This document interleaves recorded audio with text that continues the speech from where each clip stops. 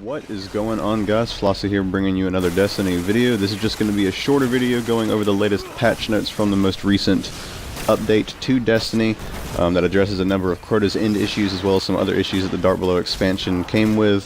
So let's go ahead and jump right into it. First off, we have activity rewards. They fixed an issue with Ascendant materials no longer being a possible reward for daily gold tier public events. I never had the issue happen to me, but that's good that they fixed that.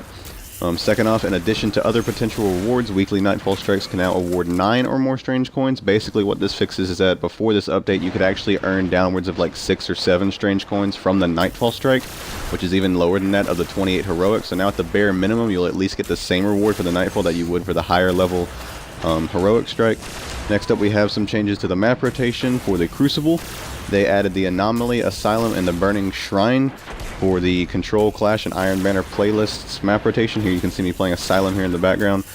These maps were originally only available for the smaller game modes like 3v3 Skirmish as well as Salvage and Rumble. In addition to these changes, the Iron Banner event is live once again from January 13th through the 19th with a couple of changes of its own. This time you'll be able to purchase a level 31 chest, level 32 gauntlets, the Radagast's Fury rocket launcher, or the Tamir's Lash hand cannon, as well as the ability to earn a level 32 sniper rifle or auto rifle as a random weapon drop through the Iron Banner playlist. Next up we have a very specific fix for the Black Hammer Raid Sniper Rifle. Underneath this upgrade damage perk there was originally a perk called Hive Breaker, which I believe did more damage to Hive Ultras. However, if you equipped it, it would completely disable the White Nail perk, which is the main attraction to the Black Hammer Sniper Rifle. So it's been completely disabled until it learns to play nicely with the White Nail upgrade according to Bungie. Next up we have a change for the Vault of Glass Raid. Exotic weapon drops, though still very infrequent, will now be level 32, whereas they were previously level 30.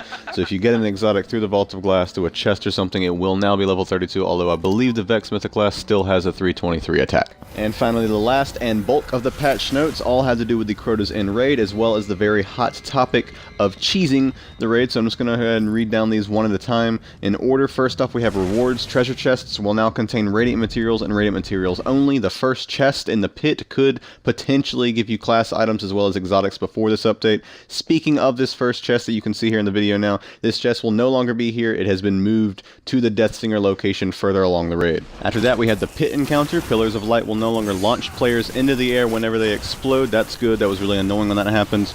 The bridge encounter, players will now be required to cross the bridge in order to complete the bridge encounter, as well as players will now be required to wait for the bridge to be completed prior to crossing with the sword. So no more sitting in the back sniping the ogres. You will have to complete the bridge legitimately from now on.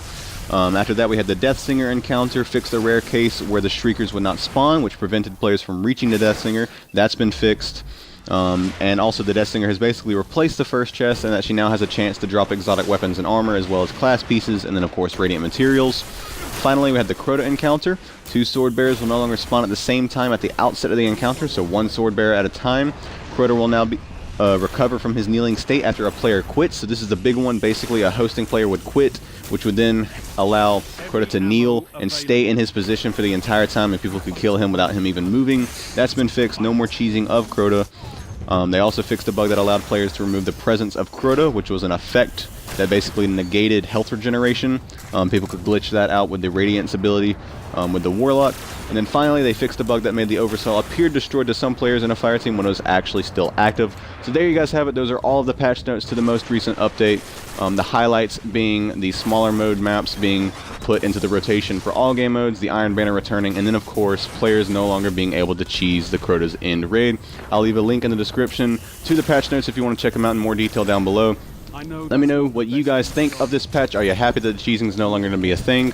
Hope you guys enjoyed the video and found it useful. If you did, feel free to leave a rating and a comment down below. Thank you so much for watching, and until next time, stay flossy out there.